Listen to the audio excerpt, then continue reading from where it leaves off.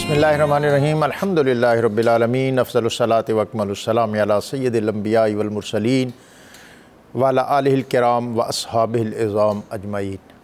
लफ्ज़ लफ्ज़ नूर और हर्फ हर्फ रोशनी से आरास्ता नूर कुरान के साथ ताहिर बुखारी आपसे मुखातिब है। नाज़रीन, अल्लाह रब्बुल इज़्ज़त का बेपाया फ़ज़ल व एहसान के उसने माह रमज़ानुल मुबारकीन सईद सातों में हमें कुरान पाक से इक्तिसाब फ़ैज़ होने की तौफ़ीक अता की। आज 17 रमज़ानुल मुबारक है और हम कुरान पाक के मक्की दौर के एक अहम ग्रुप की आखिरी सूरतुल मोमिनून से आज अपने दर्स का आगाज़ करेंगे। नबी अकरम रसूल मोहतशम सल्लल्लाहु अलैहि वसल्लम के क़ल्ब मुनीर पर नाज़िल होने वाली ये सूरत मक्की दौर के उस अहम तरीन अरसे में नाज़िल हुई जब कुफ़ार और कुरैश और मुशरिकीन के साथ आवेज़श जो है ये अपने नुक्ते उरूज पर है और मुख्तलिफ़ नौइयत के पैकेज और डील और मुख्तलिफ़ मुज़ाकराती अमल जो हैं वो जारी हैं। और मुशरिकीन कहते हैं कि आप अपनी आयात में मुख्तलिफ़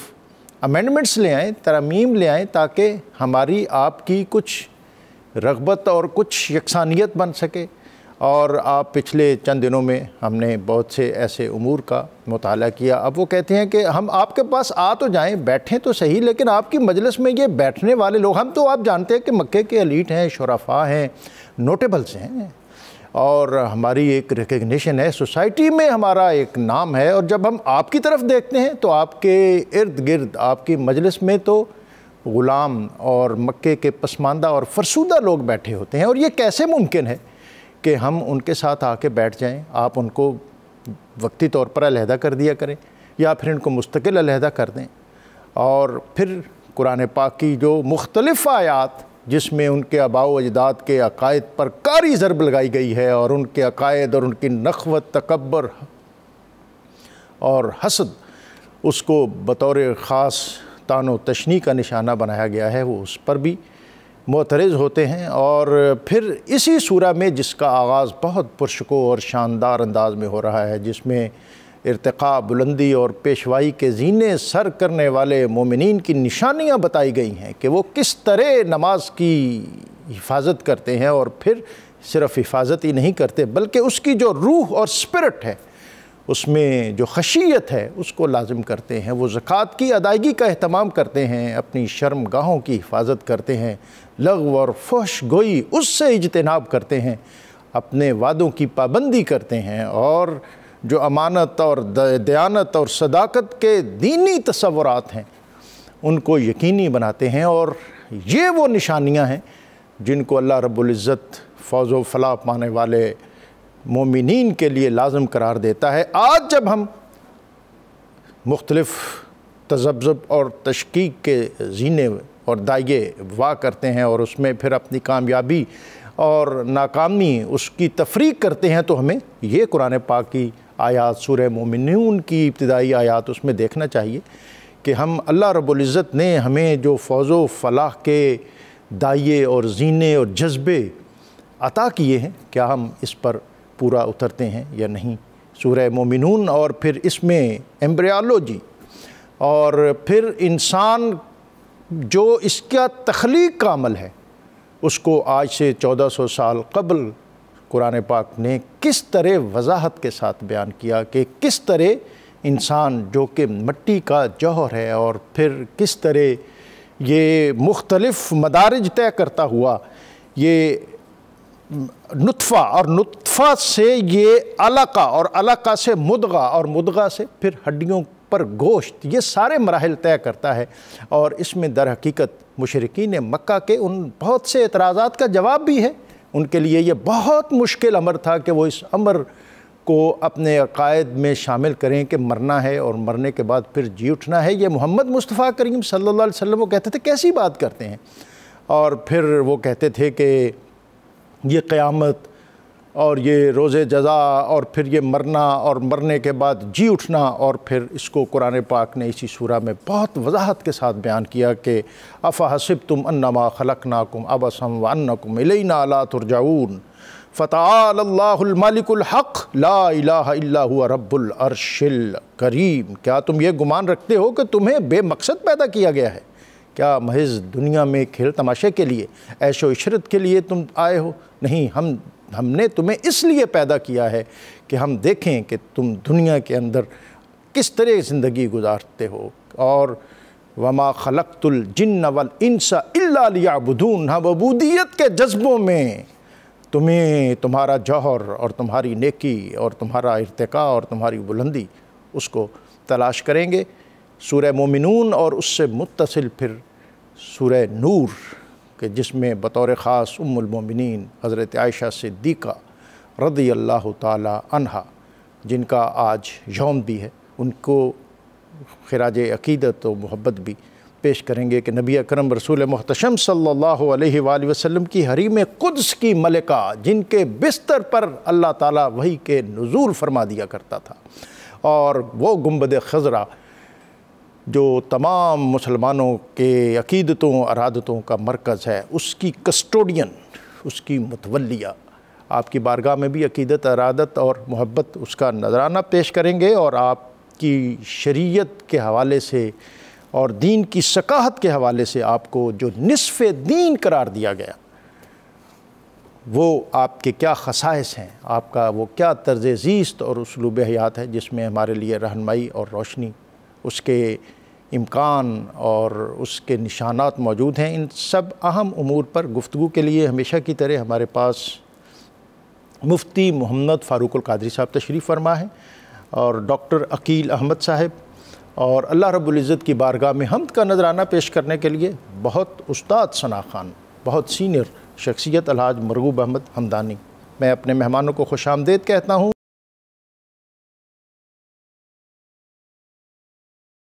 سورہ مومنون، اس کا تعارف، اس کے اہم مضامین، اور پھر آگے آپ جیسے طبیعت ہو۔ بسم اللہ الرحمن الرحیم۔ سورہ مومنون 18ویں پارے میں ہے، مکہ مکرمہ میں نازل ہوئی، اور مکی ماحول کے تناظر میں اس کے مضامین اصلاح معاشرہ کے لیے نازل ہوئے۔ مکہ مکرمہ میں دو باتوں پر اہل مکہ کو سخت اعتراض تھا، جس حوالے سے اس صورت میں ایڈریس کیا گیا، توحید اور مرنے کے بعد دوبارہ اٹھنے کا اسلامی تصور۔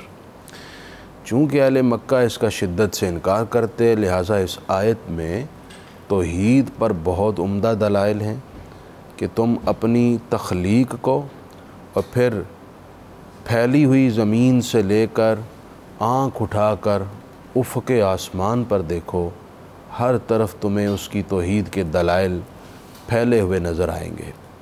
پھر اس صورت میں رب العزت نے اسلامی سوسائٹی میں جو حسن ہے، جو نور اخلاق اور نور حال ہے، اس سب کا ذکر کیا، اور بڑے خوبصورت مضامین پر یہ صورت مشتمل ہے۔ اس صورت کی ابتدائی آیات میں جو 11 آیات ہیں، اللہ تعالیٰ نے ایک مسلمان کی، ایک مومن کی اخلاقی صفات اور خوبیوں کا ذکر فرمایا۔ نگاہ الوہیت میں مومن کون ہے؟ ہم آج جس کو مومن سمجھتے ہیں، اس کو اس معیار پر ہم اگر تولیں یا جانچیں تو ہم سمجھ سکتے ہیں کہ در حقیقت مومن ہے کون۔ یعنی یہ پیرامیٹرز دیے ہیں۔ جی، وہ مومن جس کی اقبال تعریف کرتے تھے کہ اس کے بازوؤں میں قوت حیدری ہے، اور یہ پھیلے تو پہاڑ بن جائے، سمٹے تو رائی ہو جائے، جباریو، قہاریو، قدوسیو، جبروت، یہ 4 عناصر ہوں تو بنتا ہے مسلمان۔ سبحان اللہ۔ وہ جو مومن ہے وہ یہ ہے۔ اب اس کی خوبیاں کیا ہیں؟ اور یہ لوگ پوچھتے ہیں جی ولی کون ہوتا ہے؟ تو اس کے لیے کہیں سرگرداں ہو کر پھرنے کی ضرورت نہیں ہے، یہ قرآن بتا رہا ہے۔ سبحان اللہ۔ یہ خوبیاں اپنے اندر لیں، آپ بھی ولی بن جائیں گے، اس میں کون سا مشکل کام ہے؟ اب اللہ یہ تو تعالیٰ آپ نہ کہیں کہ مشکل تو ظاہر ہے جب آپ پڑھیں گے، نفس پر، ہاں نفس پر گراں تو ہے۔ یہ مشکل ہے کہ اپنے نفس کو تابع کرنا پڑے گا اللہ رسول کے۔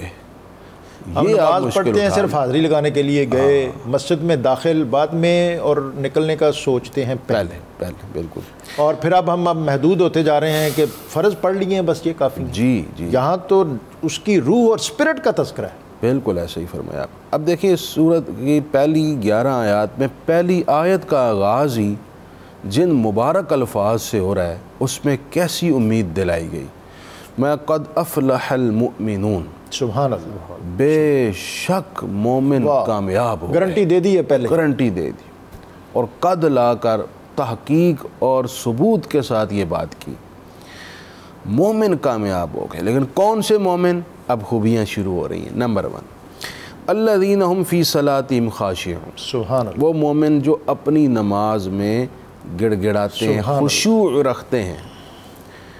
اس کا مطلب ہے کہ پہلی بات ہے وہ نماز پڑھتے ہیں، جو نماز ہی نہ پڑھے اس نے خشوع کیا کرنا ہے؟ وہ کہتے ہیں ہم اندر ہی ہم اپنی خود ہی پڑھ لیتے ہیں۔ اور جو نماز ہی نہیں پڑھتا وہ مومن ہی کیا ہے؟ کیونکہ نماز تو تعلق باللہ کا نام ہے، نماز تو رب العزت سے ہم کلام ہونے کا نام ہے، نماز تو رب العزت سے کنورسیشن کا نام ہے۔ جب بندہ رب سے ہی تعلق نہ قائم کر پائے وہ مومن ہی کیا؟ فرمایا نماز میں خشوع کرتے ہیں۔ خشوع کیا ہے؟ اس پر ایک حدیث سن لیں۔ حضور نے ایک صاحب کو دیکھا کہ نماز میں داڑھی سے کھیل رہے ہیں، تو سرکار نے ارشاد فرمایا اگر اس کے دل میں خشوع ہوتا تو اس کے اعضاء پر اس کا عجز ظاہر ہوتا۔ یعنی اس کا مطلب ہوا کہ خشوع نام یہ ہے کہ آپ کی تمام تر توجہ کا ارتکاز اللہ رب العزت کی طرف ہو۔ ہم تو بڑے ماڈل دیکھتے ہیں، کوئی یہاں سے مسواک بھی نکال لیتا ہے نماز پڑھتے ہوئے۔ حضرت یہ باتیں بہت پیچھے رہ گئی ہیں۔ میں آپ کو چشم کشا بات بتاؤں، میں نے ویڈیو دیکھی کہ دوران نماز تراویح ہو رہی ہے، ایک صاحب نے موبائل نکالا اور ٹک ٹاک دیکھ رہے ہیں۔ اللہ، مسجد میں لگا ہوا تھا کیمرہ، اس نے ویڈیو بنا لی، عرب کنٹری کی بات ہے، تو وہ آرام سے ٹک ٹاک دیکھ رہا ہے اس طرح، اور تراویح چل رہی ہے۔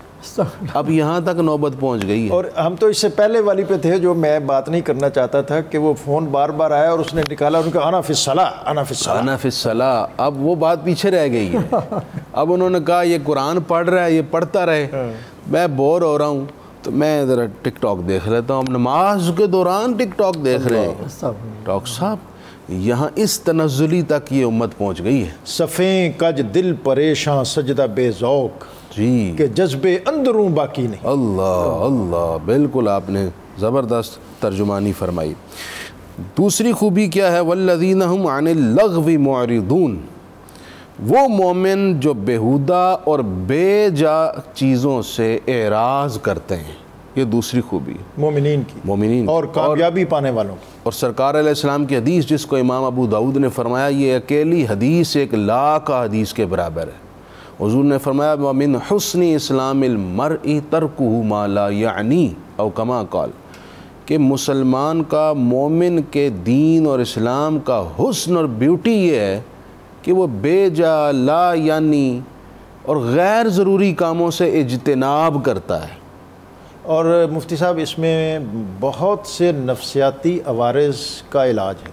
جی، جب آپ لوگوں کی بے جا تجسس، اسکرولنگ اور ان کے معاملات میں آپ کو الجھاتے ہیں تو اس کو تو پتہ نہیں نقصان پہنچتا ہے یا نہیں، سب سے زیادہ نقصان آپ کو اپنے آپ کو پہنچتا ہے۔ اور ایسے لوگ پھر آپ دیکھتے ہیں کہ وہ کہیں کسی سائیکیٹرسٹ کے پاس بیٹھے ہوتے ہیں، کہیں اور کسی عوارض میں مبتلا ہوتے ہیں۔ ڈاکٹر صاحب میرا تو اس سلسلے میں کہنا یہ ہے کہ غیر ضروری اور اس طرح کی چیزوں کا شکار وہ ہوتا ہے جس کے اندر ایک ڈیزاسٹر ہو چکا ہوتا ہے، ٹھیک، اور وہ اس سے اپنے آپ کو مزید اندر سے کاٹ رہا ہے، نقصان دے رہا ہے، اور اپنے آپ کو انزائٹی، بے سکونی، ڈپریشن، ان چیزوں کی طرف داخل کرتا ہے۔ والذین هم للزکاۃ فاعلون، اور وہ لوگ جو زکوٰۃ ادا کرتے ہیں۔ نبی پاک علیہ السلام نے فرمایا زکوٰۃ کا مال جس مال میں شامل ہو جائے وہ سارے مال کو تباہ کر دیتا ہے۔ اللہ، یعنی آپ نے زکوٰۃ نہ دی اور آپ کے جو زکوٰۃ جتنی فرض تھی وہ آپ کے اصل راس میں شامل ہے تو باقی سارے مال کو بھی یہ تباہ کر دے گی۔ چوتھی بات ارشاد فرمائی والذین هم لفروجہم حافظون، جو اپنی شرم گاہوں کی حفاظت کرتے ہیں، اپنے جائز اور حلال رشتے کو چھوڑ کر ناپاک یا غیر ضروری تعلق کی طرف نہیں جاتے۔ میں بڑی صراحت کے ساتھ کہنا چاہتا ہوں، وہ شوہر جو اپنی بیویوں کو چھوڑ کر دوسری عورتوں سے تعلق قائم کرتے ہیں، اللہ سے ڈریں۔ نبی پاک علیہ السلام نے ارشاد فرمایا ہے، عفو تعفو نساؤکم، تم پاک دامن رہو، تمہاری عورتیں بھی پاک دامن رہیں گی۔ مطلب یہ ہوا کہ جو آدمی اپنی بیویوں کو چھوڑ کے باہر تعلق بناتا ہے، یا جو کنوارے گرل فرینڈ کلچر کا شکار ہو چکے ہیں، وہ اپنی عورتوں کو غیر محفوظ کر دیتے ہیں۔ اکابر نے کہا ہے کہ یہ عمل ایک ایسا قرض ہے جو آپ کی فیملی یا آپ کی نسل کو ادا کرنا پڑ سکتا ہے۔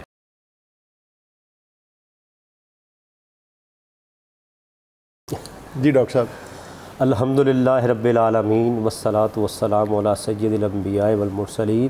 ڈاکٹر صاحب شکریہ، گفتگو آپ بڑے اچھے موڑ پر لے آئے تھے، اور نور قرآن کا مقصد ہی یہی ہے کہ، اور اس موڑ پر جب ہم آئے تو آگے آپ تھے۔ جی میں تھا، اور نور قرآن ہمارے اس پروگرام کا جو بنیادی پرپز ہے وہ یہی ہے کہ اس کے نور کو عام کیا جائے، اور یہ جو ظلمتیں ہیں نا جدید ناروں کی صورت میں، اس کا خود کلا کما ہو جائے گا۔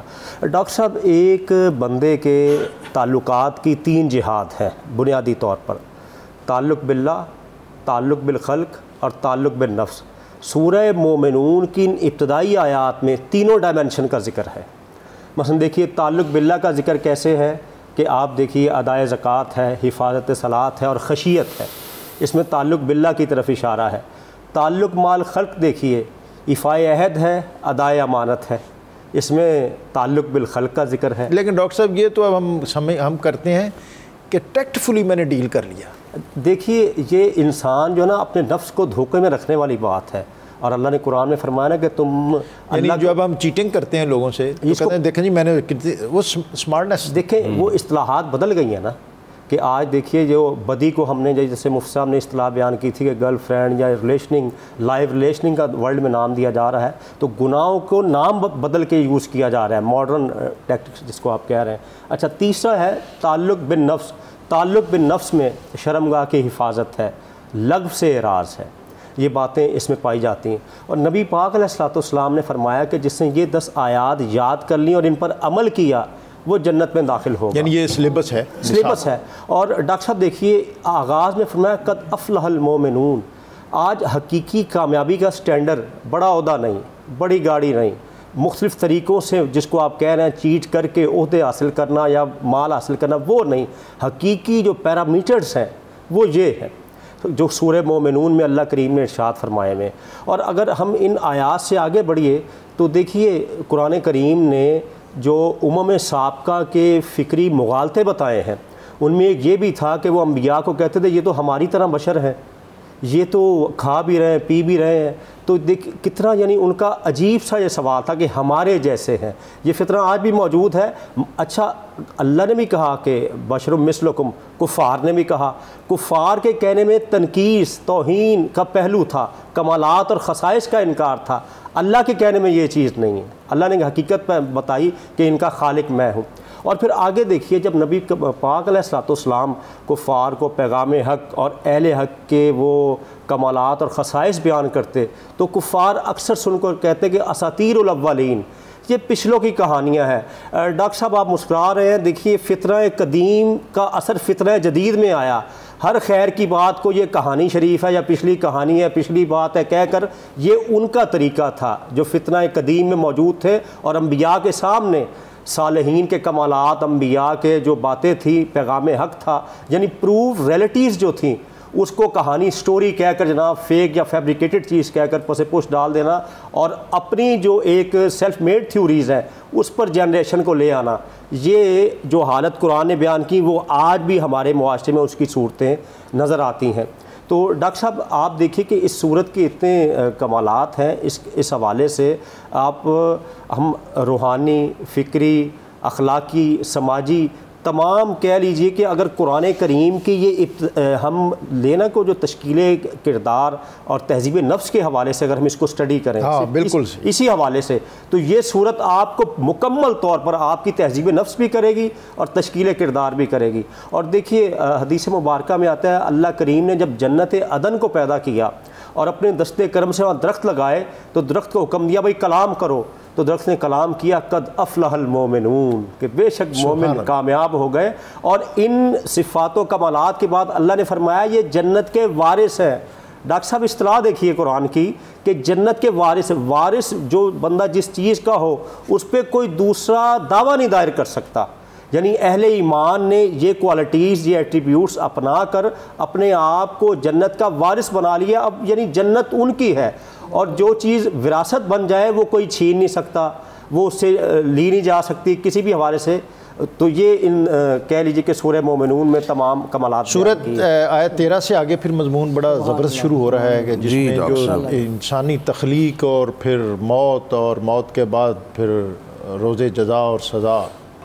اصل میں ڈاکٹر صاحب میں نے عرض کیا ہے کہ مکہ مکرمہ میں جو لوگ آباد تھے، جنہیں دعوت توحید دی گئی اور انہیں بتایا گیا کہ تم نے مرنے کے بعد دوبارہ اٹھنا ہے اور اپنے مالک اور خالق کے حضور پیش ہونا ہے، تو اہل مکہ بڑی شدت اور شد و مد کے ساتھ اس نظریے کا انکار کرتے۔ اور اسی کے ساتھ اگر یہ 96 جو ہے برائی کا ازالہ، اس کو بھی شامل کر لیں تو یہ ہماری صورت کے مضمون بریک سے قبل ختم ہو جائے۔ جی بہتر۔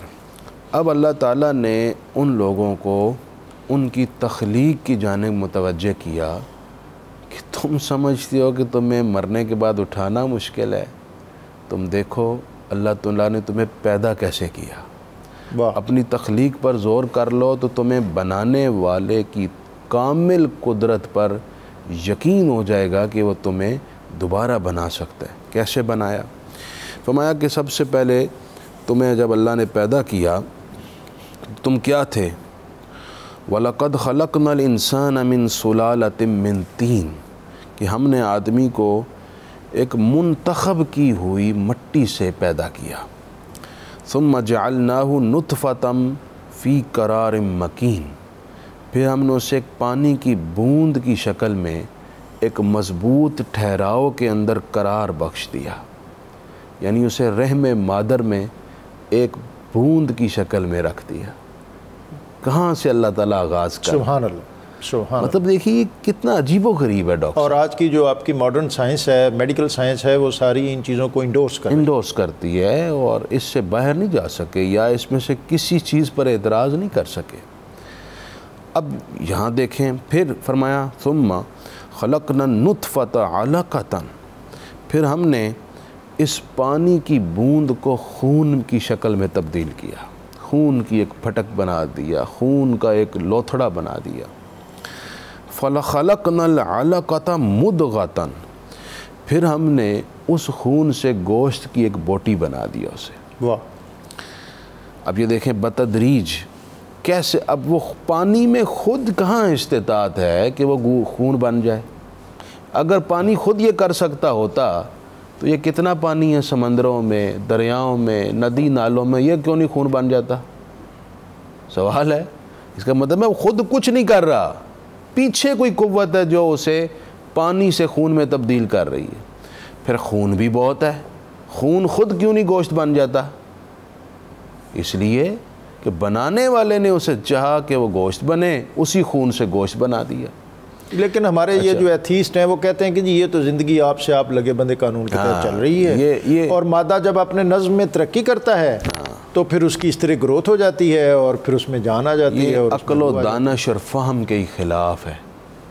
اگر یہی ہے تو پھر بتائیں نا جو سوال ہم کھڑے کر رہے ہیں، جو سینکڑوں سالوں سے سوال ان پر قائم ہوتے ہیں کہ کیوں؟ اچھا اگر اس طرح خود بخود ہی ہو رہا ہو تو پھر یہ جو نظام کے اندر ایک ترتیب ہے، ایک ردم ہے، یہ کیسے ہوگا؟ مثلا ہزاروں سال ہو گئے ہیں، سورج ایک خاص وقت پر نکلتا ہے، اپنے مدار میں گردش کرتا ہے، ڈوب جاتا ہے۔ آخر کون ہے جس نے اس کو اس ترتیب کے اندر باندھا ہوا ہے؟ ہزاروں سالوں سے یہ ایک لمحے کے لیے بھی اپنے مدار سے باہر نکل کر چاند کے مدار میں جا کر، مشتری کے مدار میں جا کر ان سے ٹکراتا نہیں ہے۔ کوئی تو ہے نا جس نے ان سب کو باندھا ہوا ہے، کوئی تو ہے جو نظام ہستی چلا اگر نہ باندھا ہوا ہوتا یا یہ خود ہی کر رہے ہوتے تو پھر یہ ترتیب قائم نہیں رہ سکتی تھی۔ آخر یہ ترتیب قائم ہے تو کسی نے قائم کی ہے، اور مسلسل کر اس کو ایک قوت میں، ایک ترتیب کے اندر میں، ایک ڈسپلن میں اس کو قائم رکھا ہوا ہے۔ ڈاکٹر صاحب وائنڈ اپ کر دیں، اور یہ میں چاہوں گا کہ جو آیت 16 اور 19 جس میں بہتان اور پھر دیگر اس کے مضامین ہیں، ایک آدھ منٹ میں اس کو اس پر کمنٹ بھی کر دیں۔ بنیادی طور پر بہتان جو ہے نا، یہ آپ دیکھ لیجئے، یہ اللہ کا جو حکم ہے وَلَقَدْ كَرَّمْنَا بَنِي آدَمَ، اس کے خلاف بات ہے۔ یعنی اس کا مطلب ہے کہ آپ انسانی رشتوں کے تقدس کو پامال کرنے کی طرف آ رہے ہیں، اور ایسی چیز ان میں ثابت کرنا چاہ رہے ہیں، عیب لگا رہے ہیں، اور ان کی قدر و منزلت کو تسلیم نہیں کر رہے۔ جو احترام آدمیت ہے آپ اس کے انکاری ہیں، اور یہ خدائی اصول کے خلاف ہے۔ اچھا، اس کے ساتھ ہی اللہ تعالیٰ آگے دیکھیے فرماتے ہیں ایک اور سماج کا زرعی اصول، کیا یہ ساری زرعی اصول ہے، وَلْيَعْفُوا وَلْيَصْفَحُوا، کہ اور درگزر کرو، درگزر کے دائرے کو وسیع۔ ڈاکٹر صاحب آج ہم معاف کرنے میں بھی تنگی محسوس کرتے ہیں، خود تو چاہتے غلطی ہو جائے، کہتے ہیں ایکسکیوز می، سوری، معاف کیجیے گا، لیکن کوئی اگر میرے ساتھ کر لے تو ہم معاف کرو اور صفائی رکھو، صلح صفائی کا یہ اس سلسلے کو دراز کیا جائے اور اس کو آگے بڑھایا جائے۔ اور گو کہ قرآن کریم کی ان آیات کا سیاق و سباق تو کچھ اور ہے، خاص پیرائے میں نازل ہوئی، لیکن حکم عام ہے۔ ہم یہ آج دیکھیے کہ اہل ایمان کی صفات قرآن نے بیان کی کہ جب ان کو غصہ آتا ہے تو معاف کر دیتے ہیں، اور پھر جب بندہ اس پوزیشن میں آتا ہے تو وہ صفات الہی کے مظہر کا اظہار کر رہا ہوتا ہے کہ اللہ کی صفت ہے، اللہ معاف کرنے والا ہے، معافی کو پسند کرتا ہے، تو ہم اس سلسلے کو کیوں دراز نہیں کرتے؟ تو ہمیں بھی چاہیے ایک دوسرے کو معاف کر دیا کرے۔ اور ڈاکٹر صاحب آپ دیکھیے، معاف کرنے والا ہمیشہ آپ مشاہدہ کر لیجئے بڑے سکون میں آ جاتا ہے، اور جو معاف ہی نہ کرتا وہ بدلے اور انتقام کی آگ میں جلتا رہتا ہے، وہ بڑے نفسیاتی اور کہہ لیجئے کہ باطنی پرابلمز کا شکار ہو جاتا ہے۔ تو اللہ تعالیٰ ان پرابلم سے ہمیں بچانا چاہتے ہیں، اور یہ کہتے ہیں کہ تم معاف کر دو۔ یہ چھوٹی چھوٹی باتوں کو جناب پہاڑ بنا لیتے ہیں تو معاملات خراب ہو۔ بہت شکریہ ڈاکٹر صاحب، آپ نے جو پروگرام کے اختتام پر آج ہمیں بات بتائی ہے وہ ایک خوشگوار زندگی اور اچھی معاشرت کی بنیاد بھی ہے، اور اس میں انفرادی سطح پر ایک اطمینان بھی ہے کہ عفو کا دائرہ جو ہے وہ اس کو وسیع کرنا چاہیے، اور ہر وقت لوگوں کو کسی نہ کسی بہانے، کسی نہ کسی سزا کی زد میں رکھنا، یا ان کے ساتھ ایک انتقامی جذبہ رکھنا، یہ ہمارا دین اور ہماری جو ایک اسپرٹ ہے احکامات کی، اس سے بہت زیادہ یہ قریب نہیں ہے۔ تو ہمیں سوسائٹی میں وسعت لانے کے لیے لازم ہے کہ جیسے آج سورہ مومنون اس کے ہم نے ذرعی اصول پڑھے، اور پھر سورہ نور اس کے اندر جو اللہ تعالیٰ نے ہمیں اچھی معاشرت اور پھر تعمیر سیرت اور تشکیل کردار اور کریکٹر بلڈنگ کے حوالے سے جو خواص اور جو خوبیاں جن کی نشاندہی کی، اس ماہ رمضان المبارک میں ہم کوشش کریں کہ ہم ان چیزوں کو انفرادی سطح پر اور اجتماعی سطح پر اس کو امپلیمنٹ کریں، اور ایک گھر کے نگہبان کے طور پر ہماری کیا ذمہ داری ہے، ہم کس طرح اپنے بچوں کی رفاقتوں اور ان کے جو دیگر امور ہیں تربیت کے اعتبار سے اس کے ہم نگہبان ہیں، ان کو ہمیں پورا کرنا چاہیے۔ میں اپنے علماء کے پینل کا شکریہ ادا کرتا ہوں، اور الحاج مرغوب احمد حمدانی ان کی طرف بڑھتا ہوں حمد باری تعالیٰ کے لیے۔ اس سے قبل آج کا قرآنی وظیفہ زندگی میں برکت کے لیے 500 مرتبہ جو شخص یہ قرآن پاک کے سورہ ملک کی آیت تبارک الذی بیدہ الملک وہو علی کل شیء قدیر 500 مرتبہ پڑھے، اللہ تعالیٰ اس کی عمر اور علم میں برکت عطا فرمائے گا۔ الحاج مرغوب احمد حمدانی۔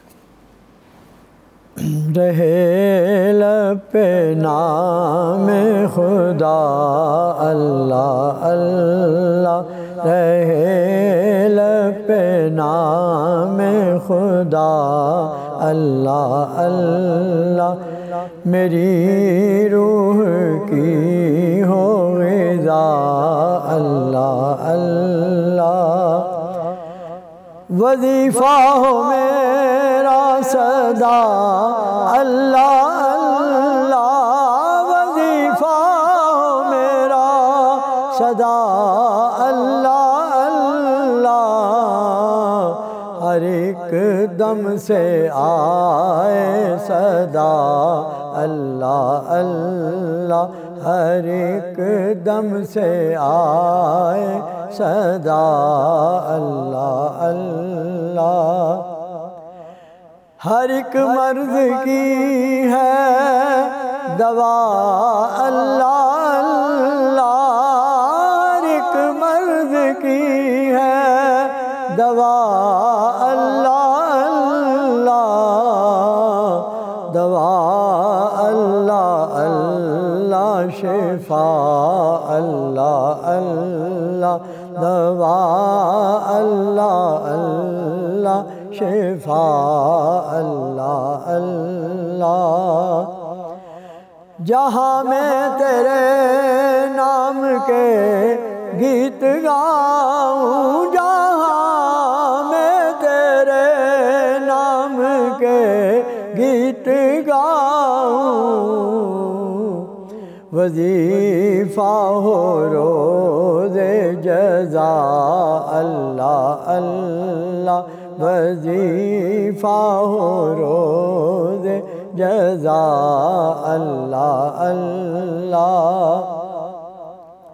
لحد میں وہ انوار پائے گا ہر دم، لحد میں وہ انوار پائے گا ہر دم، محبت سے جس نے کہا اللہ اللہ، محبت سے جس نے کہا اللہ اللہ، میری روح کی ہو غذا اللہ اللہ۔